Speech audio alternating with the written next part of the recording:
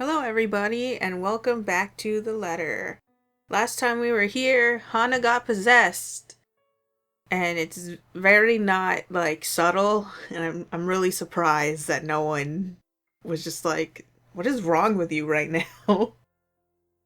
Or maybe that's just how she gets sometimes and it's not that unusual. I don't know.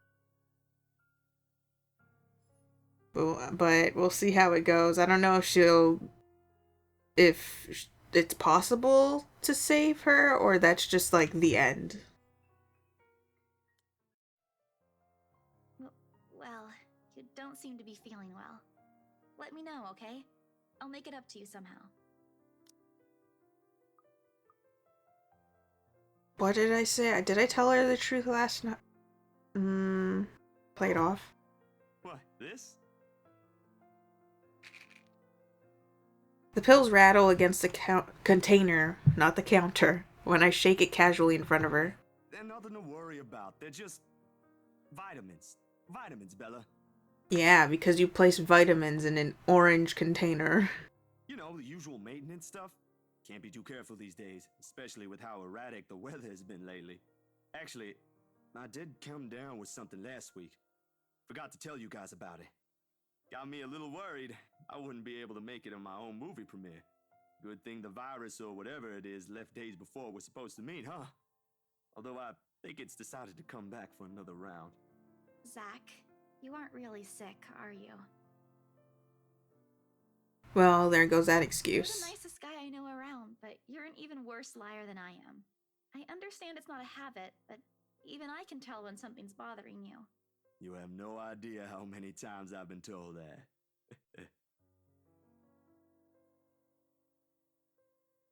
She shifts her attention to her hand, to fingers clasped firmly together at the hem of her shirt. Instead of the usual grin I'm expecting from her, she draws a frown, her lips pressing tightly together in a slight grimace. Seems like she wants to ask more, beyond what I'm willing to tell, but simply can't phrase it. I can't tell if the sudden inquisitive, curious nature has been a part of her from the start, or she has merely spent too much time around Rebecca and Ash. When she looks up, however, the question doesn't come. There's only a smile, too reassuring to be genuine on her face. Can you tell me one thing at least? About this, and that thing when we ate lunch the other day? It isn't just about what happened to your movie now anymore, is it? No. No, it ain't. That was never it in the first place. I forgot that I put instant. God damn it. Just a simple statement of the fact. This much I can answer with all honesty. She nods then, her conflicted expression melting into something more pensive. This is her concession. I understand. I'm sorry if that came off a bit pushy. I appreciate it. I really do, Bella. There's some things that are harder to talk about. Even with longtime friends. I get you, or at least I think I do. I'm not going to pretend I could help and tell you it's gonna be okay. I know it's never that easy. But I'm here for you if you need someone to listen, Zach. You know that, right? I could say the same thing about you. I'm here for you if you want to tell me about what happened yesterday. You were pretty shaken. Laughter, almost bitter and likely a little harsh, slips out from me. Completely unintentional on my part, perhaps even the medication talking, but the words have already been said, the damage done, leaving only enough room for regret. Still, she doesn't flinch. Only looks a bit torn with her mouth opening and closing in silent indecision. In the end, she settles for a deep breath, the release slow and steady as if letting out the heaviness weighing on her. When she looks up at me, something, a small, unfamiliar, barely noticeable thing slips by. As for what, it's impossible for me to tell. I'll tell you. I promise I'll tell you.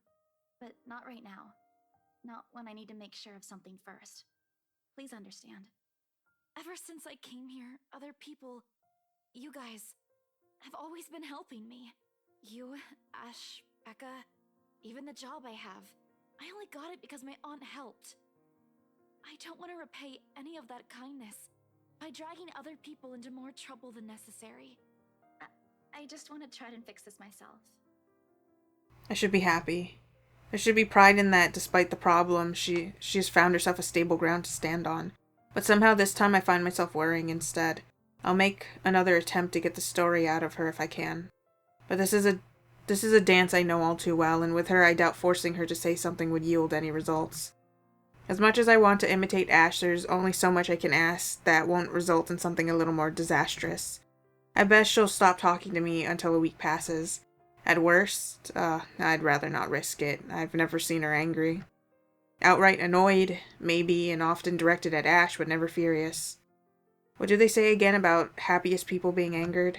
Besides, it'd be unfair to her after our little chat. I know you're busy. It's okay. I know you're busy. After all, handling organized crime cases ain't exactly what one can ask and what one can call an easy job.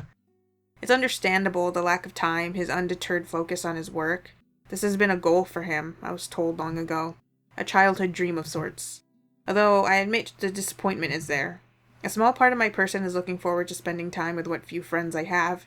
This is something they wouldn't be able to give at the moment. We've each got our own lives to live. Sorry about this, Zach. I should have come earlier, but you know how things go back there when shit hits the fan. It becomes messy. It happens sometimes. Now, I do have spare containers with me here, though. At least bring some of what we cooked with you. I wouldn't be able to eat all of it alone anyway. It'd just be a waste. Oh, that hurts so much. Poor Zachary. There's even enough here for Rebecca. I feel like Isabella and Zachary are like the most pitiful in the friend group. Like Ash and Rebecca can live with just like being alone and independent and by themselves and stuff like that. But Zachary and Isabella seem to like sort of need like that contact, be it friends or family.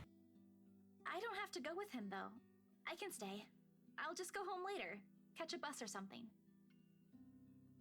I answer her offer with a small smile of my own. Does she realize that unconsciously in her own little way, she's taken it upon herself to look after the people surrounding her? Like her own family in place of... No, never in place, but an extension of what she has miles away. Nah, it's cool. I need to be off somewhere soon. So, it's a good thing Ash arrived when he did. At least that way you won't be alone.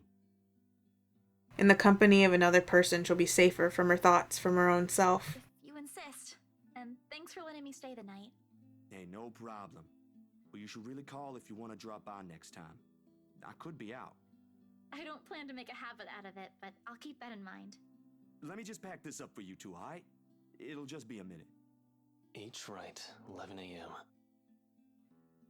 My hand pauses short of pulling one of the many empty food containers off the cupboard.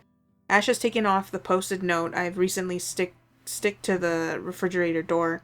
Although from this angle it appears more like the note itself has done him a world of wrong and now he's glaring at it more than reading it. Oh yeah, I got that one a few days ago. They wanted magazine features of the new home. Ermin, something. The same one Isabella sold. Wow, they sure don't waste any time. I was just finalizing their papers for final approval last night. You sure about this?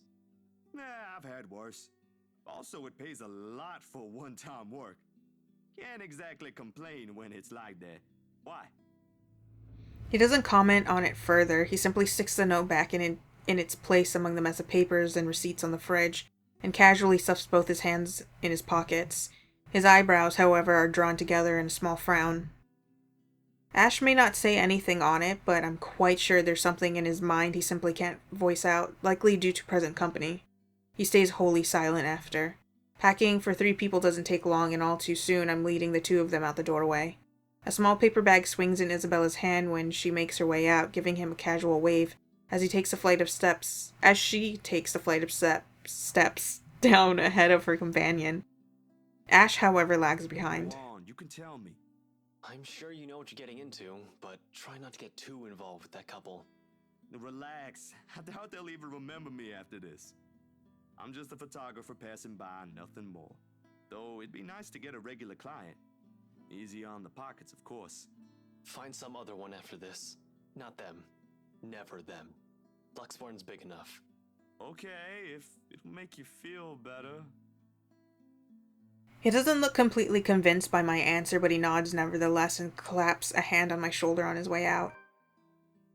A mild draft sweeps into the room as I close the door behind him, slightly disturbing the papers on the nearby fridge. A lone note flutters by my feet, the letters on the surface glaring at me with mute intensity. Ermengarde Mansion, H. Wright, 11 a.m. After Ashton's warnings, they all hold a different meaning now. A bit too forward for a married woman, maybe, but not as bad as what's on the tabloids. Not that I ever read those. Ashton would give me flack for just staring at one. Rubbish, he called them once. I think he's just pissed because they often put the local police in a bad light. It might be deserved. Although with a life as public as the Wrights, no wonder it's the woman who often gets the crappy end of the stick. I can't help but feel sorry for her. She's a real nice person when given the chance, and when she's not too forward. Or possessed. Heck, she might have even ended up friends with Rebecca and Isabella too if they weren't living worlds apart. Probably. The beep quickly pulls me back before my thoughts travel any further. In one practice motion, I carefully place the wet print I'm holding on a drying rack and amble over my makeshift darkroom to get the last photos from the water bath. She was nice enough to ask after all, and was a good companion up until the awkward turn our little chit-chat had taken. Even if she didn't ask, I would have probably given her a few prints just for the hell of it. Miss Wright ain't such a bad subject matter to begin with. And maybe this is just me, but for someone who has everything at the palm of her hands, all the money in the world, a loving husband, and a plenty big mansion to call home, she's lonely. She doesn't just appear like it. It shows in the tone of her voice, how she moves, and most certainly in her smiles. I'm a friend. Sorry, sir. I was just... You see, I'm a friend of Hana, and... A friend of Hana? Funny, she didn't mention making a friend in the gardens yesterday. It was really just small chit-chat, sir. The usual. To keep things entertaining. The shoot did take the whole afternoon to finish. Oh, I'm sure she was pleasantly entertained. She wouldn't be making friends with media types if she wasn't. No matter, she's her own woman. She can do what she wants so long as she doesn't do anything to ruin herself. I think that one looks cute. I think that one looks cute.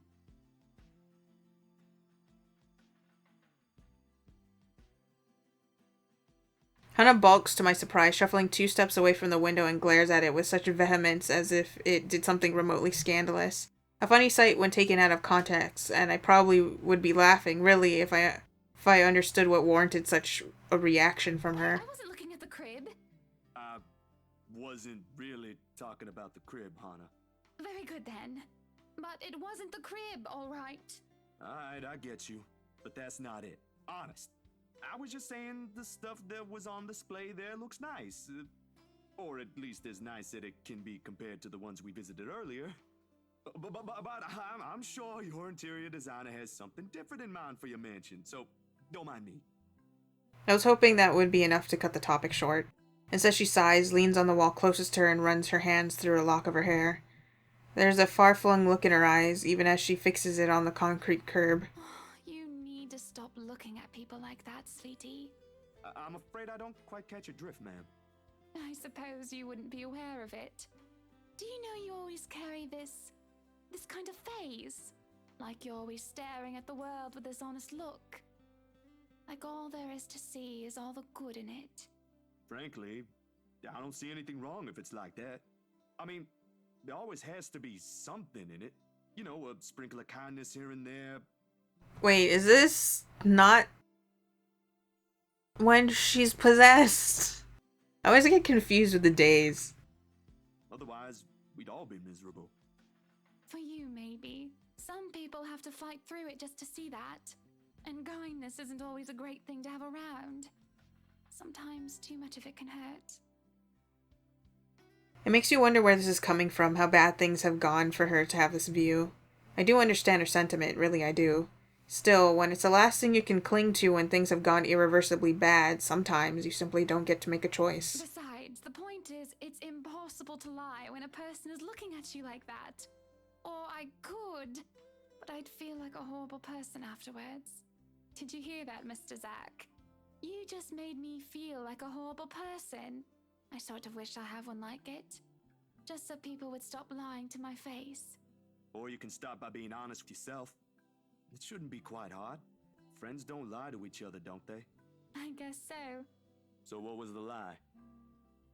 She draws in a breath, lays a soothing hand to her stomach, and... That it was really the crib I was looking at earlier, silly.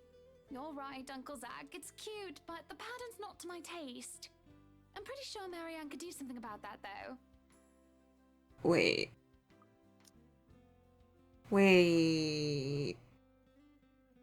I don't remember. Does the other option cause a negative in the dialogue?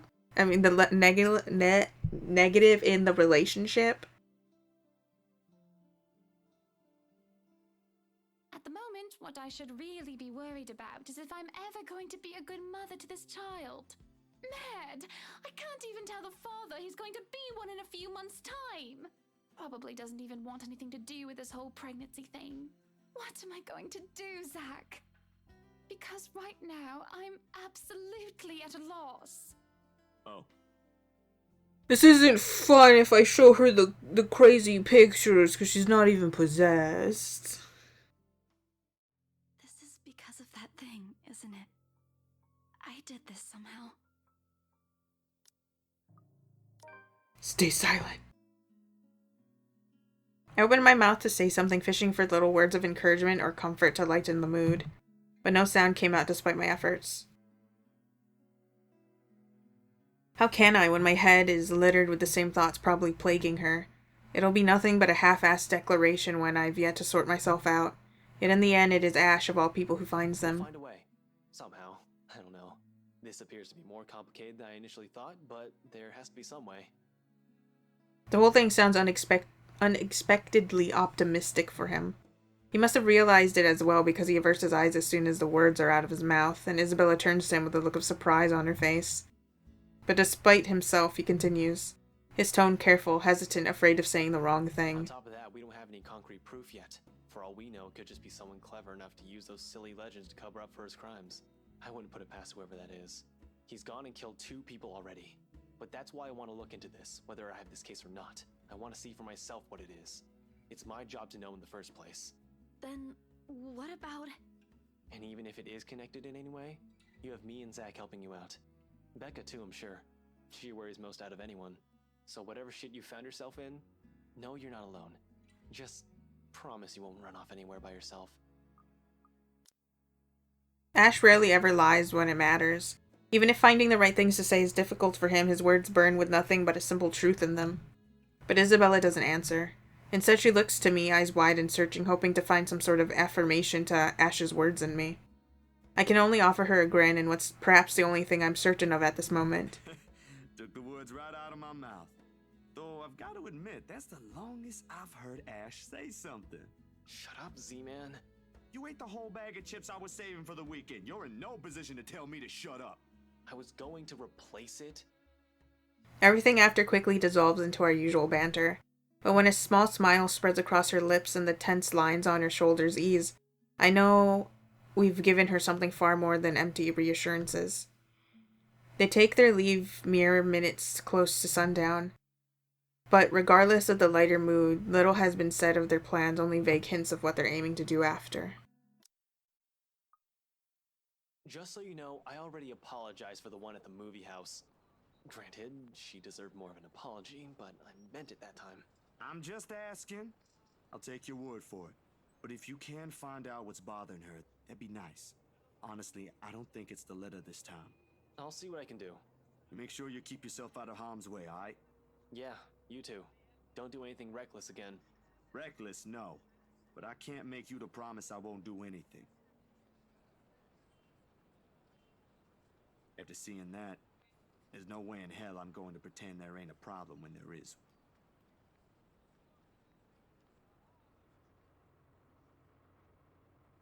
This is a really big one, and I'll be damned if I let anything happen to you guys while I sit here. I'm done running when things get tough. He's about to argue for a moment, but... Look, bro, if things ain't good, I'll be the first one out. But allow me this one thing, alright? Just this one time. If it doesn't work out, you'll be the first one to know. You can laugh then, or berate me all you want, But please don't ask me to step aside like I'm incapable of doing anything to help. I have no idea if it is the look on my face or the tone of my voice. Ultimately, though, his mouth presses into a thin line. He nods. All right, stay safe, Zach. When he stumbles onto the sidewalk and allows the afternoon crowd to swallow him whole, I like to think the tiny gleam in his eyes is the closest we can get to optimism in this situation. Whether that alone will be enough to give me a peaceful sleep tonight remains to be said. Uh-oh, here we go. Gonna open the window. I can't wait. I can search for Ash, but what if it's too late by then? With how big this place is, he can be anywhere, and it's very likely by the time we come back, someone's already bit the dust. That and the cries grow louder against my ear the longer I linger. Almost impossible to ignore, drawing me in like a moth to a flame. For a moment, I let myself shudder, shaking the uneasy feeling off my head. I mean, like, I still feel guilty, but we gotta do this. This can't be a good idea, not by a long shot. Still, I've got to try. Funnily enough, for a couple as high profile as the Wrights, they don't seem to have any security detail patrolling around. A few guards here and there, sure, but one will expect they'll have more consideration they'd have more consideration for the size of the place. It works to my advantage, though, and I really can't complain when there's a high chance I might get arrested for what I'm about to do. Luckily, the window's wide enough for me to fit through without making any noise. There's certainly no going back now. But as soon as I step into the parlor, all of it ceases. While I have no trace of the woman I heard crying like I'm expecting to, the room is still empty at this time of morning, and I'm left standing awkwardly in the middle of the hush. Hurry up! Climb back out, you still have a chance! Maybe she just hid somewhere? Are you here? I heard someone earlier, and I'm here to help. Hoping for an answer, I let the question hang in the air. But several seconds merely go by without a sound or the slightest movement to indicate there's someone in here. Has been here. With the stories I've heard, the things I've seen, it takes effort to keep my brain from going into that line of thought. I'm not going to hurt you. Oh my god, just get out. I'm the one who told him to go into the window, but I'm just like, no. If you're here, say something. Nothing. Am I just hearing things? No, I'm pretty sure I heard someone. But with no one responding, I can't help but feel silly like this. And the awareness that I've just trespassed in a house for nothing because of some voice prickles me. Suddenly the silence feels uncomfortable and a needling anxiety slowly creeps up my back. I should get out while I can. If it ain't there, it ain't there. I don't spare the room another glance when I walk back the way I came. Out into the window, leave before someone else notices. I thought I heard a servant moving around here. Turns out it's just a rat scurrying about. Oh no! How unpleasant. Johannes, I swear it was for a good reason. My heart shoots up into my throat. I can run. The window is a few steps away. I should be able to escape, but instead, out of some foolish impulse, I turn around. Perhaps it's because the only impression the guy has left me in the few times we met is nothing but unsettling. Say what you think it is. You're quite the distance from the kitchen, I'm afraid. Perhaps I should lead you there. No, I'm good. I'm okay. Someone's in here before me. I wasn't here for what you're thinking. There was sobbing and... The first blow knocks the wind out of me, sending me heaving and crumpling to my knees. Tears well up in my eyes as the pain swells when he twists my wrist behind my back. You gotta listen to me. Then again, dirty thieves aren't welcome in my kitchen either. For a moment there is only silence and a sudden piercing ache, this time at the back of my head. The room abruptly tilts on its axis, dimming. On the verge of unconsciousness, I can only hear the scuffling of feet, the thud of the door being closed, and a woman crying, asking for help. I know no more.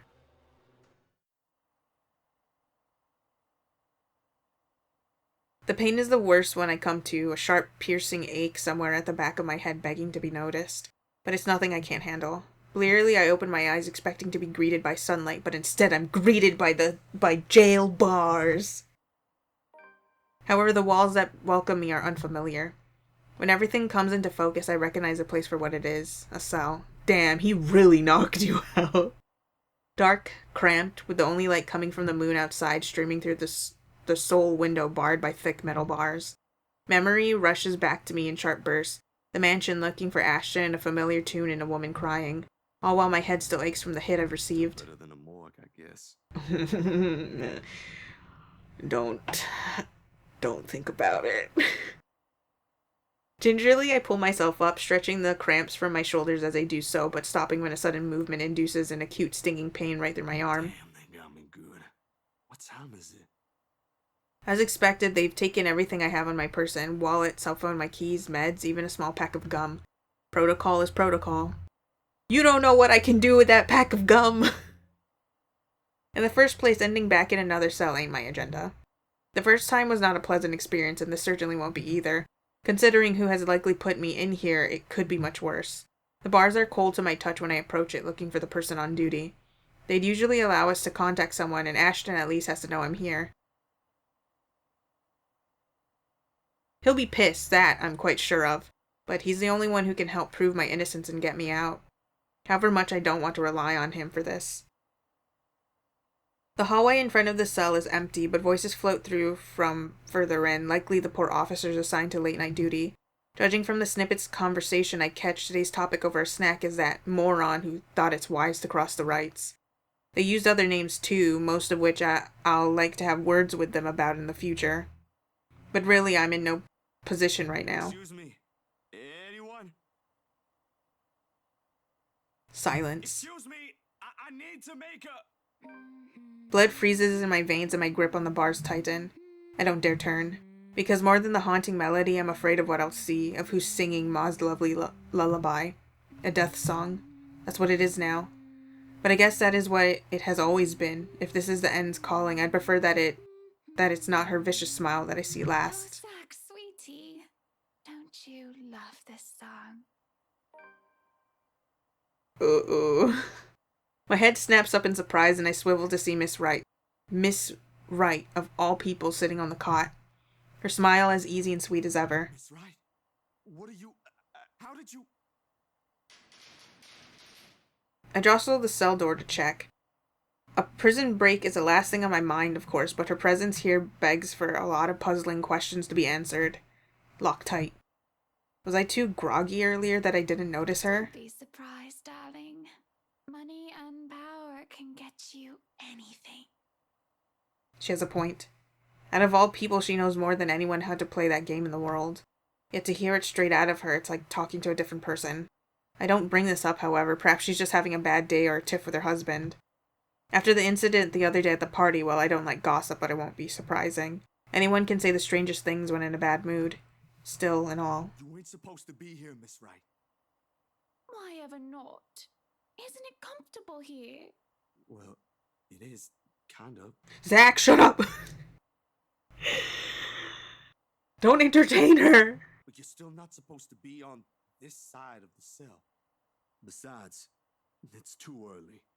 Or too late for a visit. This is beyond the scheduled hours. Oh, I'm sure Chief Inspector Lee wouldn't mind a little chat between friends. Besides, his prison officers just snoring in the break room. She brushes off a lock of hair from her shoulders, stands up and meanders around the length of the cell for whatever space it would allow.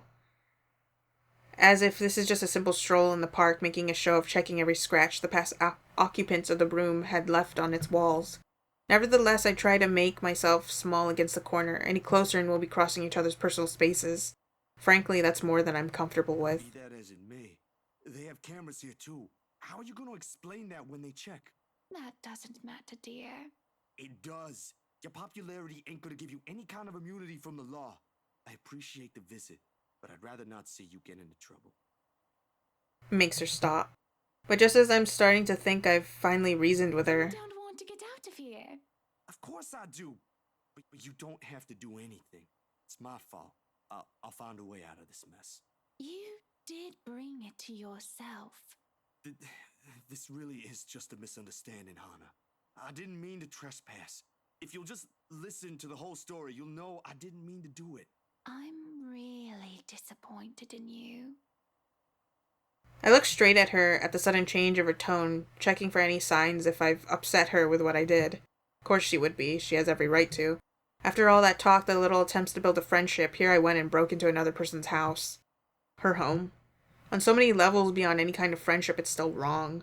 Her anger doesn't come as I'm expecting it to, however. Instead, she smiles. A horrid little smile I didn't think I'd ever see from her. Breaking into his sleep. You've upset my Prince Zack. You've really upset him. Hana? Panic swells in me, ripping up my spine. Irrational, I know. You shouldn't feel this way about anyone you know. But here I am, backing away, trying to keep an ample distance between the two of us. I'm afraid, wholly afraid of her. This isn't Hana. The bars rattle as soon as my shoulders hit it. A hindrance, not to freedom, but to safety. Has anyone ever told you how beautiful those eyes of yours are? Nana? Occasionally my sister. Hana? You alright? Oh, Zachary, my sweet summer child.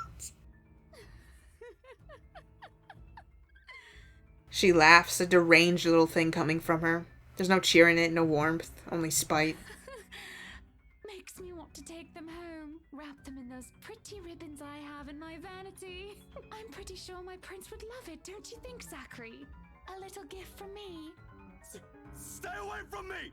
Put his eyes on a pillow like little mints. She moves, in short, sudden bone-crunching twitches that are too painful for me to watch. I want to look away, but I can't. I'm screaming for help before I know it, jolting the bars with as much force as I could. Somebody! Get me out of here! Anyone, please!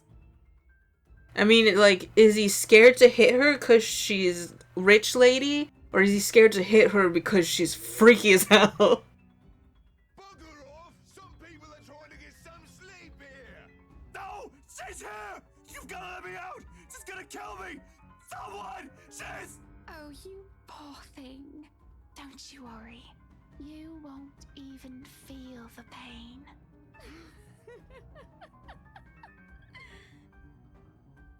Is she actually there, or what? Because, like, we know the ghost can just, like, appear in places as other people.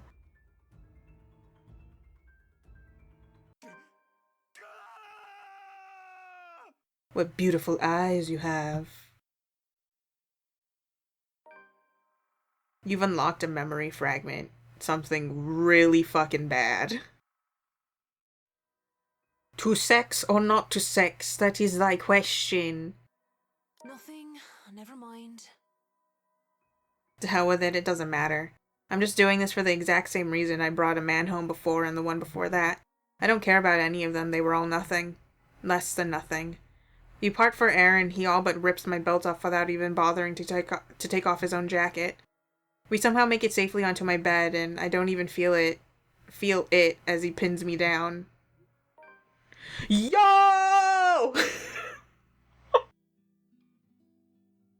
I was wondering, I was like, yo, is there gonna be like a CG? This isn't about pleasure. It's about punishment. There is nothing gentle about the kiss between us. It's all tongue, teeth, and roaming hands. Everything is like so like nicely censored, but at the same time I'm just like, There's no passion, only a need. I don't know about him, but I'm not doing this to feel good. I'm not some nymphomaniac who gets wet at the thought of bringing random strangers to my place for a lay. It's ridiculous how, under the professional facade I like to put up, I do these sordid things. If any of my clients can see the Marianne McCullough now, all boozed up and having rough sex with some bloke from the bar, well, that's none of their fucking business, really. But still. Everything after is a drunken blur. Not that there's much to remember in the first place. Dude! How's Luke look actually kinda ripped? What? Those one-night stands are always the same empty, meaningless sex. Flesh coming together, smelling of booze and sweat. Mother of God, pray for us sinners. I'm too busy trying to remember her hands touching during it all. I'm trying to remember her lips that kissed me, but how can I remember something that never happened? When all is said and done, all he has to say You were is... saying something while we were at it. What were you mumbling?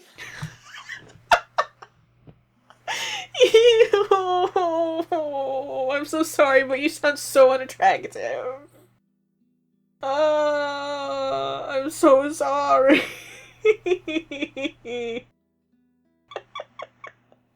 You sound so unattractive. No, you're not allowed to speak. I'm so glad he's not like the type to be all like, oh, does this feel good for you? Is this good? How you like that? Because I wouldn't be able to take it serious. He sounds so bad. No. Like, we've heard him all this time, but in the context of something so intimate, even whether it's love or lust, having to hear him, having to hear his voice during. I can't. No. It was a prayer. Like, Oh god, fuck me? I like it. Oh, that was even worse. Oh, I thought him just speaking normally was bad, but that was actually a sin. Like, Luke needs to go straight to hell right now. The ground beneath him needs to open up and swallow him whole. I just need him out. No, it was a real prayer, a prayer for forgiveness. Because as I lie down in my bed while he gets up to leave, I can feel my sins crawling on my back like spiders, filling me with their venom.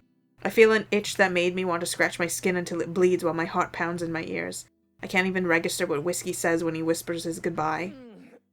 Thanks for the good time, Marianne. I am so sorry. His body may look fine, but that voice, he needs to not. The mornings after are always the loneliest. Although that I can simply brush off. I've already gone through several years of my life with only the fleeting company of others, always nothing permanent. You think anyone ever says anything about the giant anime girl portrait in the back? Like, you come in for that one night stand, and you stop and you go, why you got a giant portrait of two women? Squints in confusion. After her, there never was. I'll live through this. The regret, though, it's the one that stays and weighs. But there is no time for self-pity. I have a job to get ready for. I don't have time for this. I don't have time for this. Just spit it out.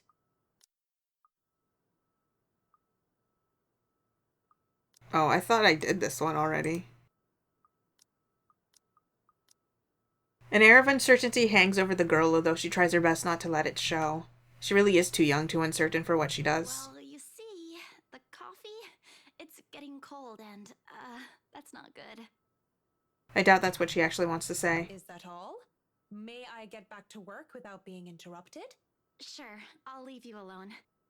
And if you need me, I'll be just look for me somewhere. It's not like that's going to be hard. What a bitch. What did you say? I didn't say anything.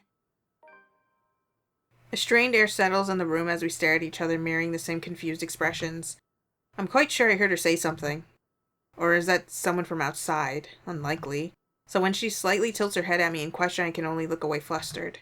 It's an awkward affair, and I choose to hightail out of the realty office as quick as I can.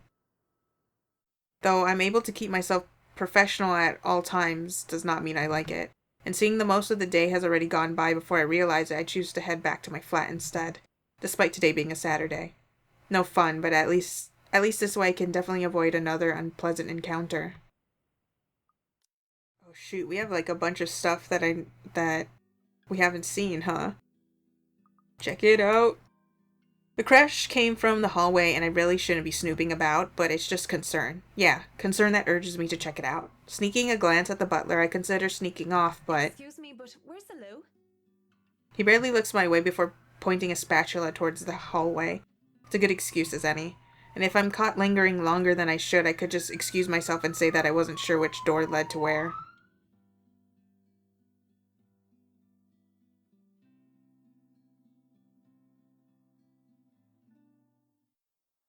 Oh. Oh no. Still looking into the hallway reveals nothing. I don't see anything that might have caused the crash. How do I... Nope, that's not what I want.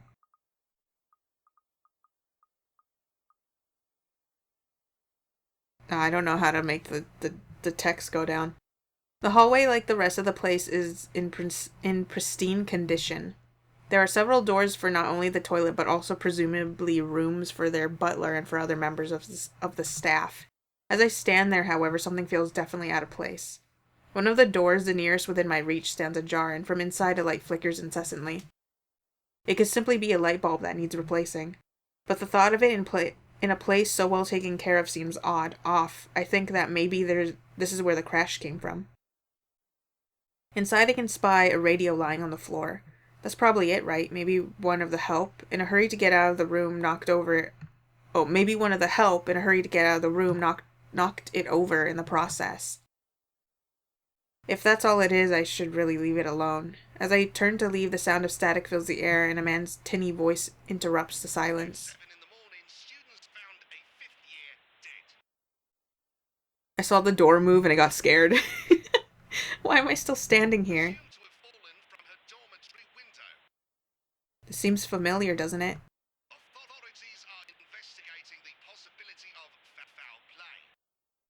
Like I've heard it before.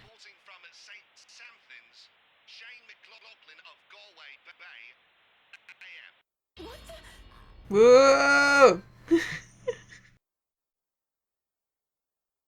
I had like a late scare, like I saw her come in, but I was still staring at the dialogue. I recoil, backing away from whatever that was. In the process, I trip backwards on my feet and I wait for the pain of falling flat on my back. But instead, I feel a hand on my back and see the smug smile of, well, guess who? Oh, don't tell me you're reporting to work drunk, Mint. No, I'm not you. Of course, I know exactly who that voice belongs to. I just have to see him. Marianne McCullough, hammered on the job? That would be something. But as if I had been burned, I push him away from me with a deep scowl on my face. Even his slightest touch makes me sick. Oh, maybe this is, like you have options for either Hana or Luke. And the smug smile on his face makes me want to come in contact with him, if only to break his nose with my fist. Is that any way to say hello to a good friend? We aren't friends. Let's get that straight first off, Mr. Wright.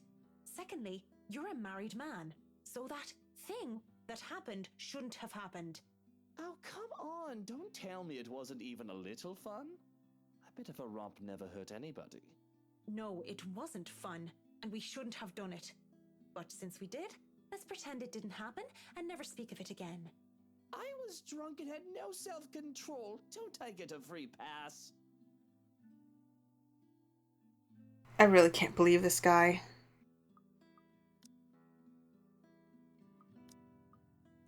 I have work to do.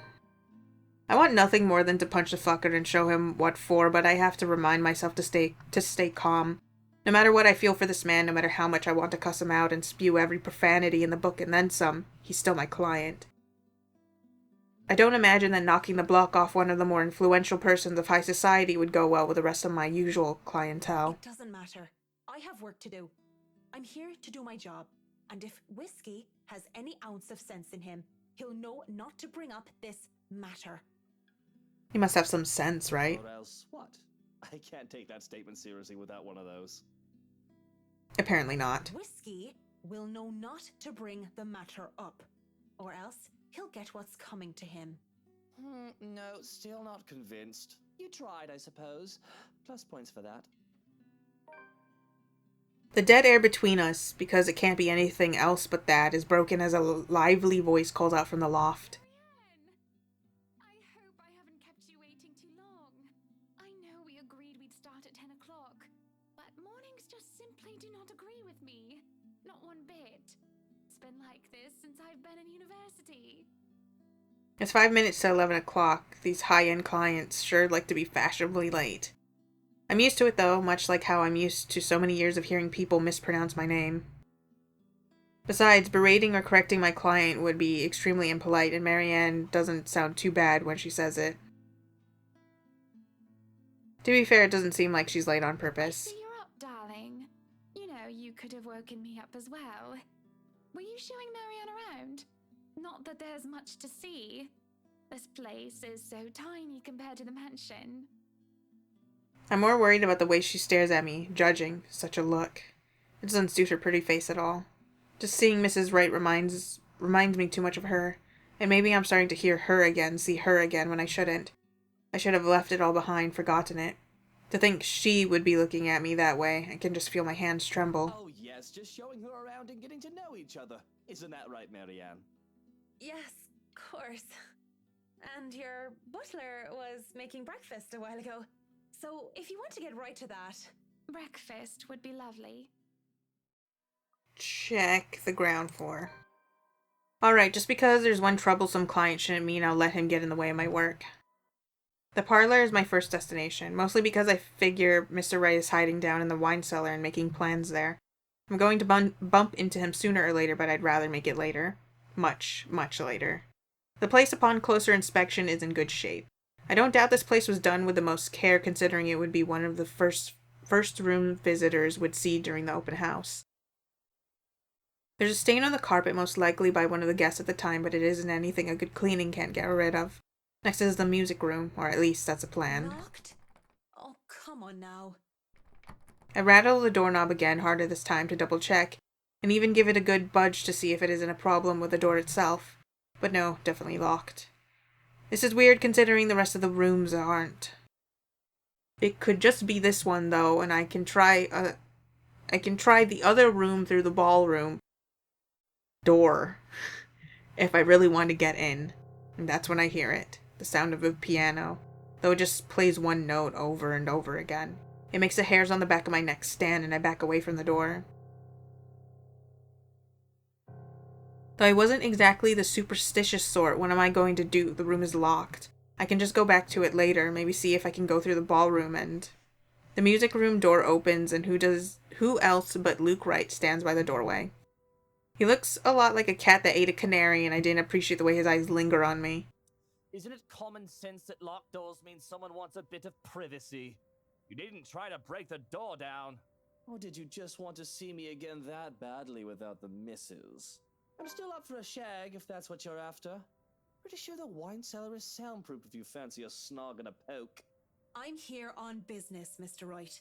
Nothing more, nothing less. God, that sounds so gross. A snog and a poke. Now, if you can let me pass, I need to inspect the music room as well. I'm not looking for trouble, but trouble always seems to find me anyway. He leans against a door frame, crosses his arms, and plasters a huge grin on his face. The way he looked at me promises nothing good. But really, how big of a scumbag can one person be? Oh, sure, you're some fancy interior designer. But mix in some booze and you really loosen it up, don't you? Oh my god, you're so lucky! You're so lucky she can't punch you in the face! Working woman by day, working girl by night. I'm not. I'm no such thing. Don't you fucking dare continue down that line of thought. I'm not what you suggest I am. I am not some whore you can just leer at and proposition. If anybody here is morally reprehensible, it's you, cheating on your wife. And if you don't stop this harassment, I'll... Tell the wife? Good luck with that. You're terribly confident for a lecherous cheat. Do you honestly think you're the first woman that threatens to go running to her claiming something or another about me? You think you're some special snowflake and that you're the first woman that I've slept with? My hands shake. I have to remind myself of that I would get nothing out of hitting him. Nothing but satisfaction, at least. Tell her. But who will she believe? Her darling husband? Or the hired help? Oh, Buttercup, she's probably trying to make us pay up or she'll create a scandal. Wait, does that... I mean, he definitely slept with Rochelle. But, like, I'm wondering if the conversation about the whole baby thing was real or what.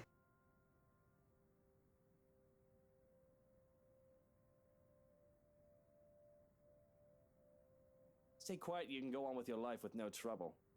And if I talk? Even if your wife doesn't believe me, I can get people talking. What then? Oh, people gossip all the time, it's hardly anything new. But, still, if you talk, I will ruin you. The way he says it, promises it, makes my blood run cold. Now, why don't you run along and do whatever silly job you have to do? I'll just be here in the music room if you change your mind about a shag. Fucking asshole. Scum of the earth he is. How could you just let him talk to you like that? Okay, so forget about going into the music room then. That's fine, he'll have to get out sooner or later. In the meantime, I can go around and check the rest of the house. All my worries fade when I step into the ballroom. And, well, the whole place is just grand, isn't it? I can see why the Wrights made sure nobody else would take this place from them.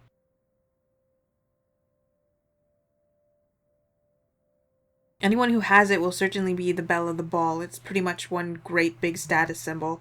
I don't think I can do much of a thorough inspection in this room, so I note it down for later.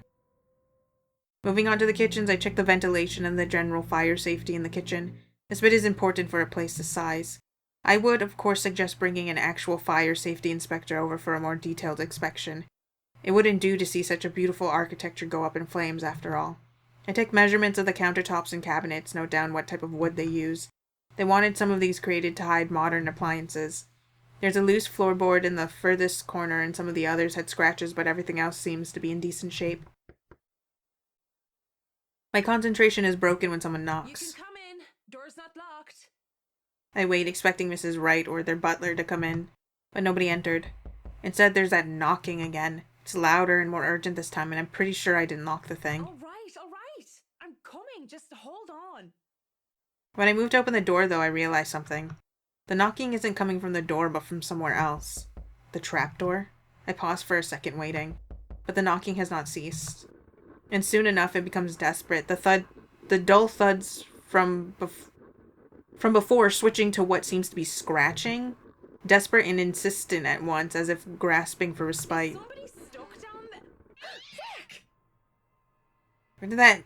Where did that come from? How did it even get down there? That put the heart crossway in me, it did. I love cats, but they have no business giving people a fright. For a second there, all of these ghastly rumors about this place had come flooding back. Now peering into the darkness of the open trapdoor gets me thinking. And it gets me curious. It gets me thinking that we need to put, like, some LEDs, because Jesus Christ. Seriously, though, I should really make sure there aren't any more surprises from down under. I don't think the Wrights would appreciate it if we find a litter of kittens making a house of the wine cellar. Mr. Wright seemed the type to skin a cat if any of his precious wines were to be contaminated. I'm done with the kitchens anyway. Going down a flight of stairs while wearing high heels is always a bad idea. Descending into the dark underground only made it worse, but I managed anyhow without any major slip-ups. These stairs need work, that's for sure. Surprisingly, the wine cellar is in good condition. No water damage from last year's flooding, and apart from the dust and cobwebs that have accumulated, the place will likely hold for several more years. Racks and barrels line the walls, making the spacious room look smaller than it is. I'm no expert, but it looks good enough for immediate use without any further additions. Bloody whiskey will be having a field day. I think so anyway, until I feel something crunch beneath my feet. Whatever few bottles were left behind here are now nothing but glass under my heels. The cat's fault, I'd wager. And it made a downright mess, with a red slick pooling from the remnants of a good drink. There's a lot of the stuff for that to have been just a few bottles, though. A whole trail of it flows from the end of the room, and I follow, fully expecting a leaking barrel or a whole upturned rack. Instead, it just keeps on going, and it stops in a large puddle at the very back wall. What a waste of wine. Why is it so sticky, though? Ugh. It's thick, too, nothing like wine. Of course, it could just be mold. Maybe it's not wine. Go on, touch it. I dare ya. Gloves, hello. Doesn't matter. What you should be saying is, go on, get a taste. I dare you. Despite it all, I find myself answering, because it's her voice. Amy Lorraine. Lovely Amy, pretty Amy. I can imagine her standing there with me, laughing and pestering me as I did my work in the way only friends can. She was my friend, the only one that I had at St. Samson's. I was a scholar, the charity case in a school for privileged and prestigious young girls. They all looked down at me as if they cared to look at me or acknowledge my presence at all. All except her. Sometimes I wish for the good old days when we were friends. Now she's nothing but a ghost, though I tried so hard to get over her. I really, really do. Oh my, 5 years old? Oh, damn it, it's stuck under my shoe. I double dare you. Hell, I double dog dare you. Don't be such a scaredy cat. It's probably wine. Probably. What else could it be? Blood? Don't be ridiculous. Why would there be blood down here? If I was the joking store, I would have said it might be the reason why the previous owner sold the place. Maybe the ghost stories are actually true and they wanted to get away from the walls that dripped of ectoplasmic goo and whatever other ghouls haunted about. Doubt it. I hardly believe in any of that voodoo nonsense as it is. But as I stare at the mess at my feet, probably looking like a fool while I'm at it, I notice something strange. It is invisible, unless one is really paying attention, but I can see the red gunk seeping through a crack in the wall. What's this then? I worry about structural damage and damage to the foundation. I worry about the wine cellar as the wrong conditions can lead to the deterioration of its contents if temperatures and humidity are not controlled. Up until I see how clean cut the crack is.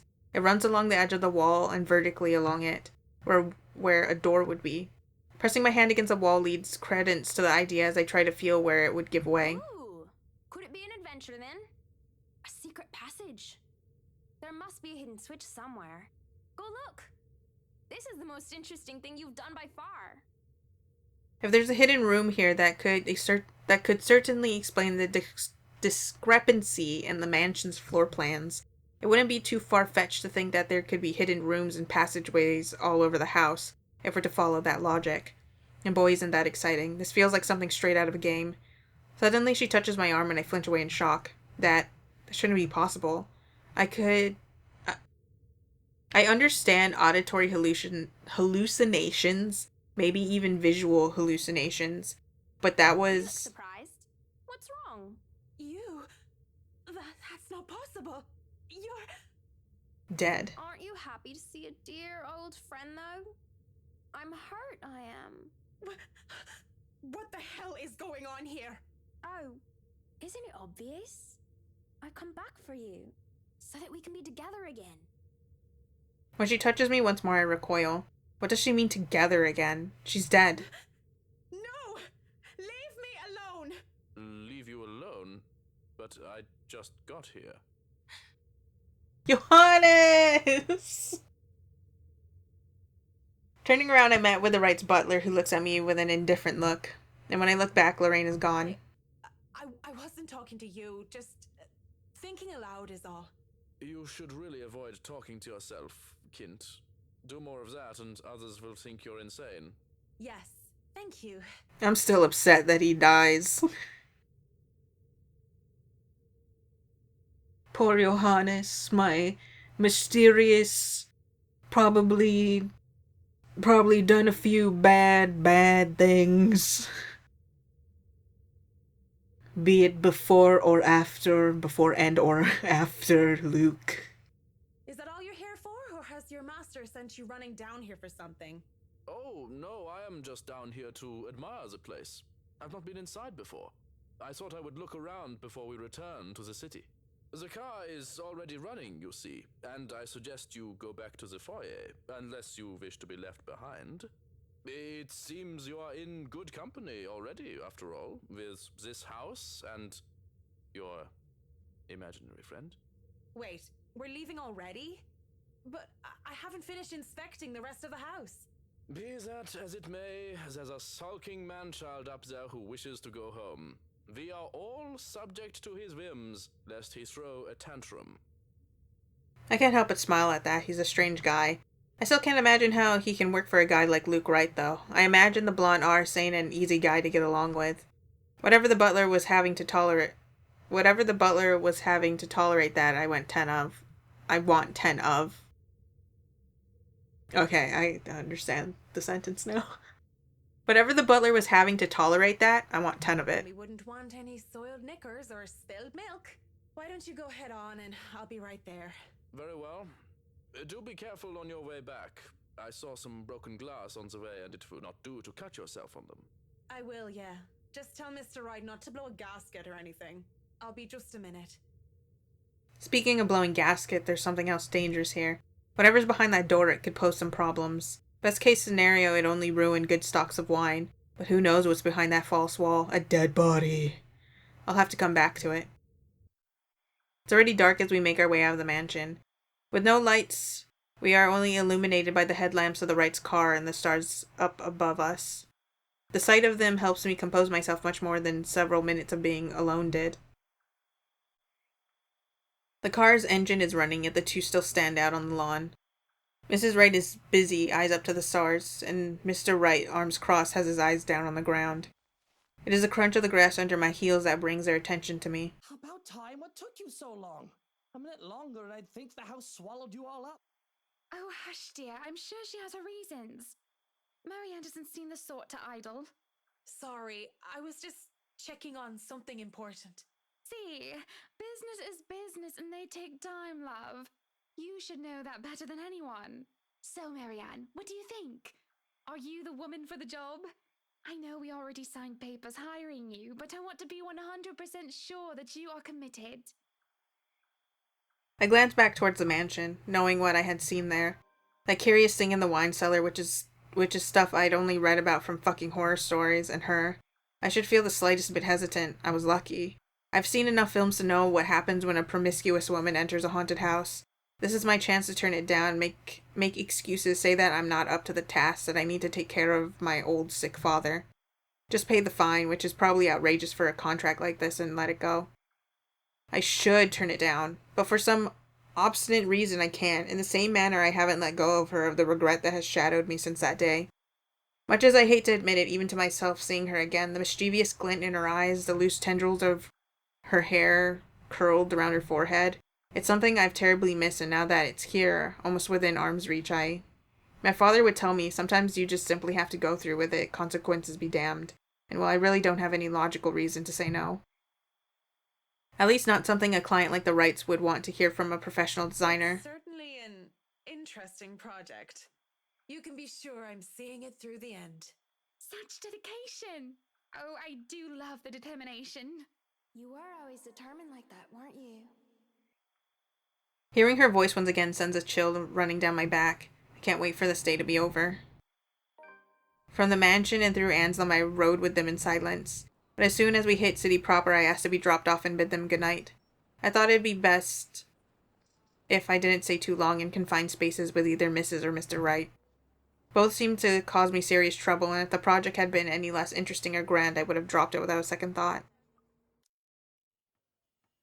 The movers bring down the mirror one step at a time, no matter how much the man tells them to hurry. An unsettling feeling grows in my stomach as I see our reflection, the bloody thing. It's the mirror from my dream.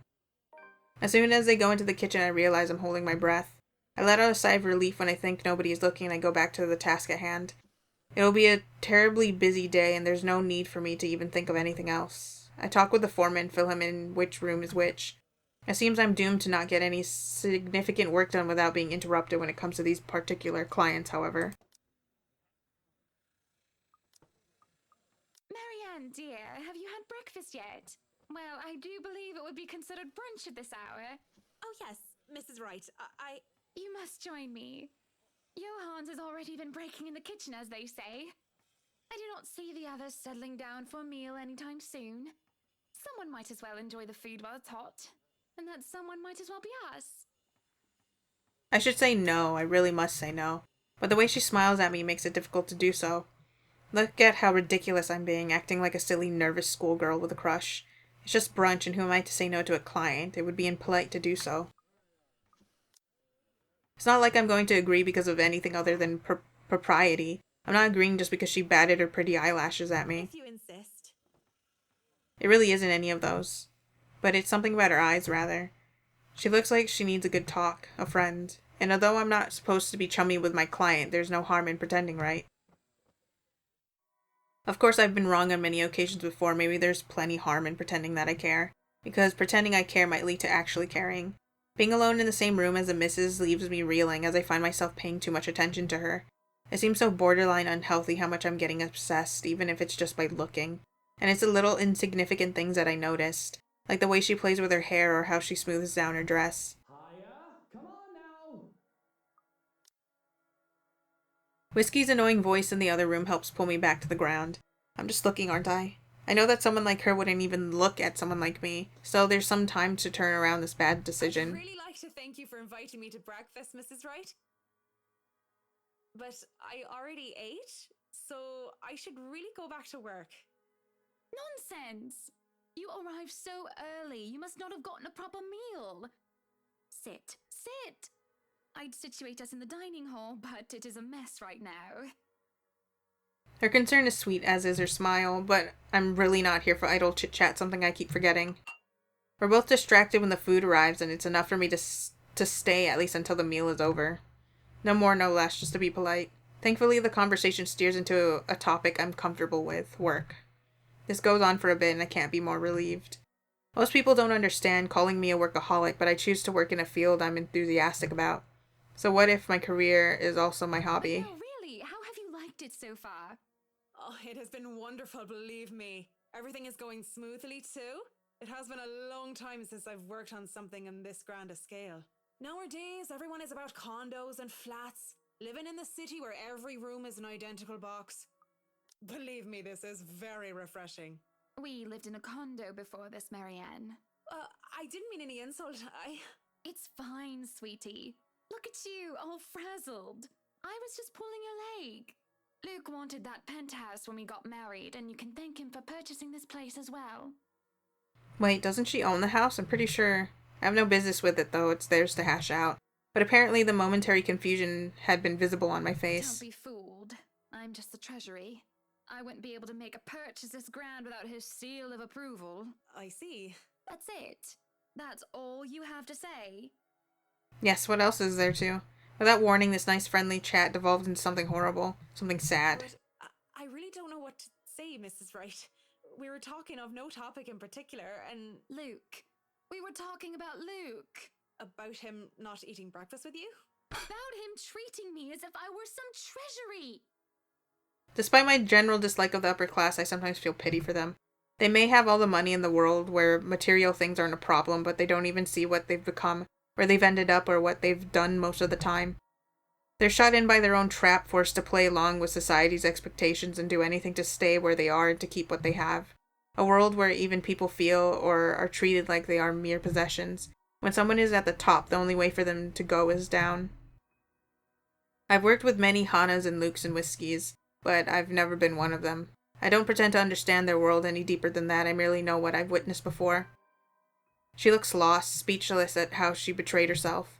My pity for the likes of her returns. Nothing but pity moves me as I speak before she can say anything else that might ruin or break her. I won't speak a word, Mrs. Wright. Not only am I contractually obliged to, it would also go against my principles. This is no one else's business but your own, and it should be kept between the two of you. And whoever you wish to seek counsel from. Please, Marianne. You have to understand. These sort of affairs, if anyone were to know this, they could just twist it and we'll be ruined. All I ask for is your silence on the matter. The way she practically begs me to keep quiet about it is disheartening. I have no plans of speaking about anything I hear, especially if it's about their private affairs. But the way she looks at me, the way she just expects some sort of fallout because of this makes my heart clench. Well, I'm keeping that information confidential as well. It's not like I have any other choice, do I? Thank you. When the last of the food and drink is gone, the door opens as if on cue. Madam, the photographer from Luxury Living is here. This was a wonderful meal, Marianne. You're free to return to your duties. I must excuse myself. It was my pleasure. And thank you for the food as well. She stands to up and leave, and all I want to do is reassure her again to prove that I am someone she can trust. So when she looks back my way, I didn't fight the smile that found its way on my face. I feel giddy. But the feeling dies down afterward as I sober up. Oh well, back to work. Soon enough, I find myself drawn to the kitchen where the right butler had returned to. He's already claimed the space and telling movers to back off, and none dares to question his proclamation either. My kitchen. No kinder allowed. Little men running around with knives especially. We do not want any accidents to happen now, do we? Good? Good. I mean, it is a knife-wielding German standing there. I don't think anybody would be insane enough to refuse his request. I hope I meet the age restriction, or at least the height restriction, because I'm asking to be let in here. You are allowed inside, McCulloch, but not the little ones. I shake my head and a roll of my eyes is all I give him. It's not like I'm going to be of any trouble to him. I just need to look around, get my bearings. The breakfast had been distraction enough. I don't even want to think about what we just talked about. I just need to get my head straight and get back to work. The movers work efficiently even when they're left alone, and they do quick work of their responsibilities. How dare that sleazy wanker treat me like I'm a piece of furniture? And by wanker, you mean Luke Wright. Yes, Luke Wright. I just said that. Iskultona Kranthe. Completely different from his pretty wife. Annie? Hannah? Anna! I wouldn't be surprised if he's doing something dirty behind her back. Even bought him a mansion. Lucky bastard. So it was the wife who bought the place. Are you going to repeat everything I say? Yes, it was the pretty one. The one with the long hair. She bought the place. Sort of. With how drunk you are, I don't even know if you're aware or sure of what you're saying. Excuse you? I am at least 350,000% sure that I know what I am saying. I am a professional. I'm totally sure of what I'm saying. Do you think just because I'm drunk I don't remember facts? I remember everything. I remember every little thing as if it only happened yesterday. I bet you don't remember young McGurn's full name. Of course you don't. Here we go. John William, pure mad, mental inte, your body, Simpson Clay, Gimel Chip, the Bam, Rib Racker, no real, young rebel, ya best Saint John McGurn. See? I have a photographic memory. Or read memory. I don't remember which is which. Back to the wanker. Nothing off about him or anything? Nothing shady that sets the alarm bells in your head? Alarm bells? Nothing ringing. Maybe someone's mobile. I'm getting tired, enough for me to press my cheek against the cool countertop with my eyes shut tight. Eventually cracking one eye open just in case they thought I fell asleep. I grin at Holmes. Aside from being a sleazy piece of shit, he did get all in a tizzy whenever something about security came up. Makes sense. I don't blame the guy. Place that big, you'll need a couple dozen people stationed around if you want to make sure nobody you don't want gets in. Watching G just like gently rub the glass is so funny. And the guy seems like the type that doesn't like too many people. Oh, but he does like the ladies. I don't think his mommy hugged him enough or anything. These are serious questions, Marianne. Lives might just be at stake here. Perhaps it has been the years, perhaps not. It might just be the little things that have built up all this time.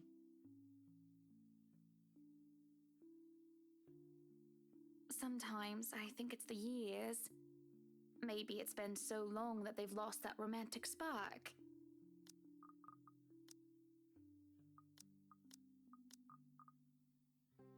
But in any case, with things like these, I've seen couples take time apart just to cool off. Sometimes they get back together in the end with lighter hearts, and sometimes they don't get back together at all, but part on better terms. What if I said the couple are very public figures? They wouldn't want to take time apart unless it was really necessary. They wouldn't want people to talk.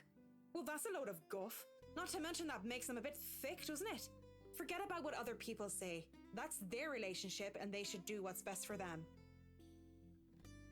Why she thinks a single woman like me would be the best source of relationship advice is beyond me. Please, I just lost something the last time I was down there. It's really important. 15 minutes. 9.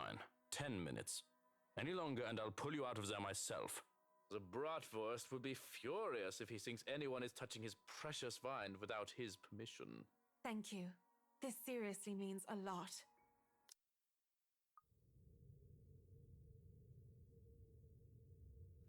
He steps aside begrudgingly. At this point, it looks like there's no turning back. The cellar greets me ominously as I descend. I almost hope in a morbid and twisted sense that Lorraine would be standing there waiting for me.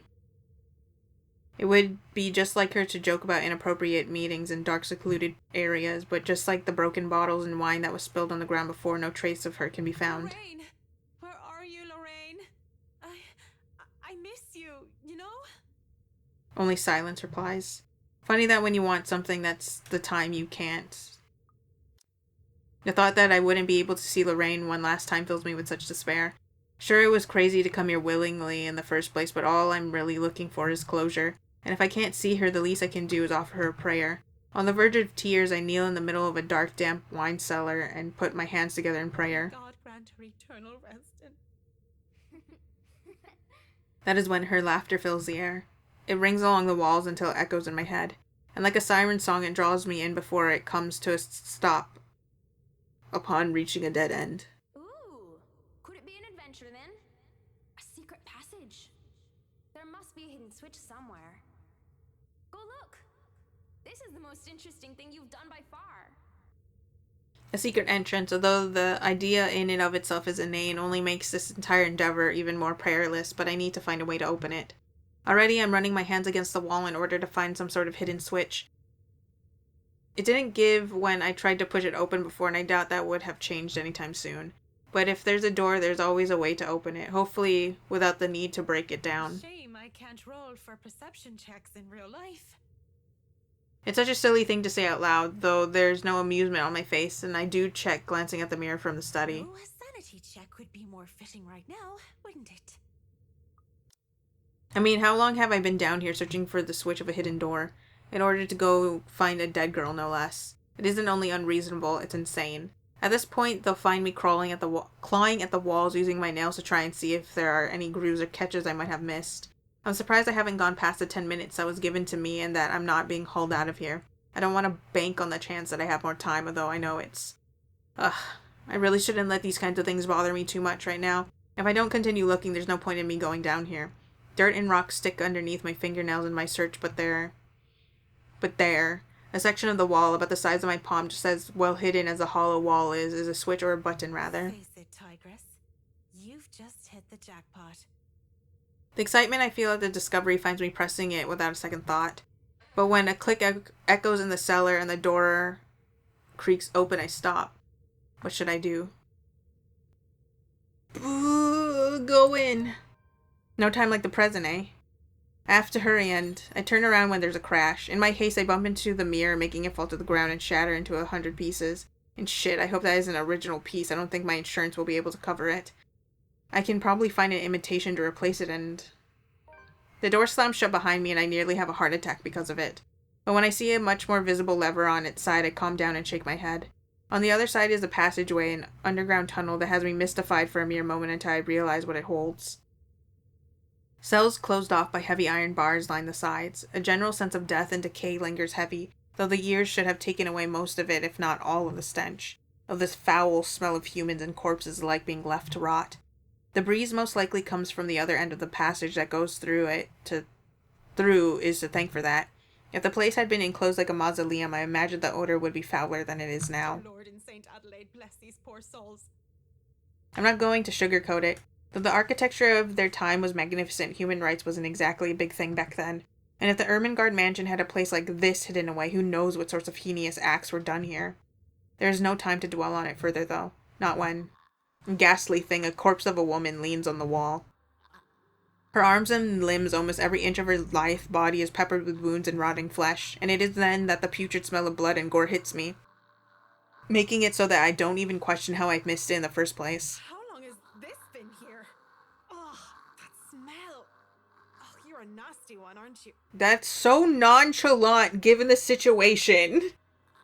I flinch as the thing twitches, and as soon as it opens its eyes and looks at me with a smile, there's nothing on my mind but horror. I break into a run. I try to keep on running, no matter how much my legs and feet scream at me to stop. I keep going even when I look back and see nothing of her anymore because I can still hear her. The scampering of her feet, the words she tries to form with her bloodied mouth, and the painful sounds of bones grinding against each other as she moves closer and closer to me. How long are these these damn tunnels. There's a split second where I know that thing is right behind me, a strange sensation creeping over my limbs when her presence looms over me. And then suddenly, I can't even do anything before I'm yanked by the hair and pulled back. Still, I struggle, up until I'm thrown to the side like some rag doll. I hit the ground on my side, and the musty smell of old hay that reaches me is my only indication that I'm still alive. Please don't hurt me. My body hurts and I keep my eyes shut tight, afraid of what might happen next. What's wrong, Marianne? Are you really afraid of little old me? There's a flash of hope. She can help me, save me from that thing. But as I see her smile, the same one that thing has, I know then that this isn't Lorraine. I am a fool to think so in the first place. It never could have been her to begin with. The real Lorraine is dead. She looms over me, backs me further in the cell that I was thrown in. What are you? Lorraine turns and shifts into that thing from before, and with that same gruesome grin, it takes a step forward towards the cell, towards me. I barely scramble to my knees when the door to the cell slams shut, and it just stands there staring. Shouts for help ring out in the tunnels, but none of them are coming from me. I'm more paralyzed and shocked by what is happening. My throat tightens at being fooled by the image of Lorraine at the thought of being trapped down here. So then where? Help me, oh, help me! Are you getting all this on camera, Carl? Yeah, but are you guys sure this is a good idea? We're breaking and entering here. Don't worry, the owners of this place haven't been here in a long time. Look at this thing, though. It has writing in blood like some cheesy 80s horror prop. Wait, I have an idea. Oh man, that's genius! What kind of butthead would even take this thing seriously? Maybe we can stick this in Rowan's backpack. That's Suarez kid would panic. Guys? What? Spit it out! Behind you! There in the corner of the cell, a digital camera comes flickering to life, and a video has played back on the screen. It was hard to even consider paying any attention to it when my life is on the line. But when the ghost doesn't move and the teenagers' mocking shouts of help me filled the cell, I just had to watch. And what I had seen, students, judging by their St. Goretti uniforms they were holding. And that thing, the woman she...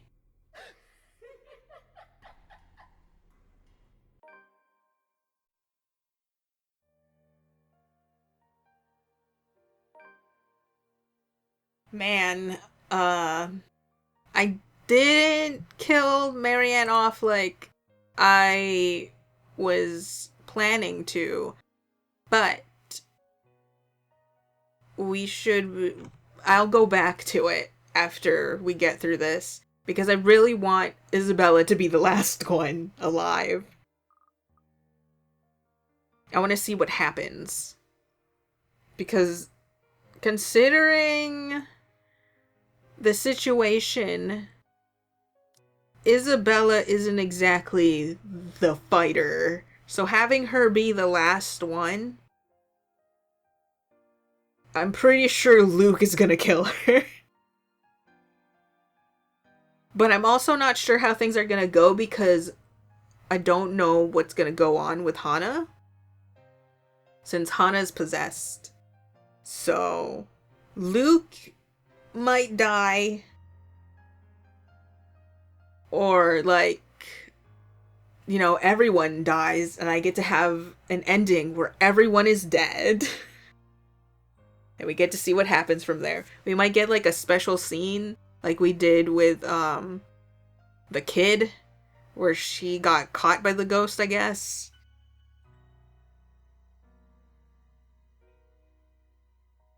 There's several possibilities that could occur. Anyways, I hope you guys enjoyed this one, and every time I say, man, I wish I was done with this and I'm so tired of this game, something happens and I'm just like, oh shit! I need to keep going. Ugh. I hope you guys enjoyed this one, and I hope to see you in the next one or anything else.